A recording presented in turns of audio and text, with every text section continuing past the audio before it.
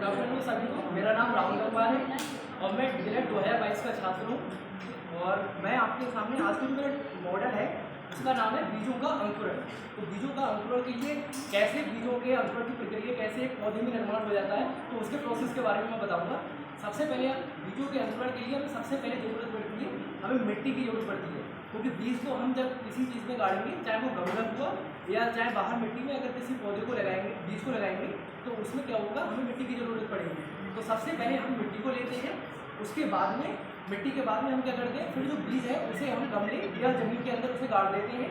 फिर जो बीज होता है, बीज के बारे में बताऊँ तो बीज के दो पार्ट्स होते हैं। सबसे पहले जो ऊपरी जो भाग होता है इसे हम बोलते हैं टेस्टा, और जो आंतरिक भाग होता है इसका इसे बोलते हैं टिग्मा, जिसमें हमारा जो अंकुरण की प्रक्रिया होती है उस चीज़ से होती है, उसे हम टिग्मा नाम देते हैं उसके लिए। फिर आगे के प्रोसेस की बात करें तो सीड जर्मिनेशन, जो सीड जर्मिनेशन बीजों का अंकुरण बोलते हैं, इसकी प्रक्रिया के लिए हमारी चार चीज़ें बहुत ज़रूरी होती है जर्मिनेशन के लिए। सबसे पहली बात करें, सबसे ज़्यादा जरूरी होता है तापमान। तापमान की जरूरत पड़ती है सबसे, और दूसरा आर्द्रता की जरूरत पड़ती है, तीसरा सूर्य के प्रकाश की जरूरत पड़ती है, और चौथा जल की जरूरत पड़ती है। अगर ये चीज़ नहीं होंगी तो हमारी सीड और जर्मिनेशन की प्रक्रिया संभव नहीं हो पाएगी।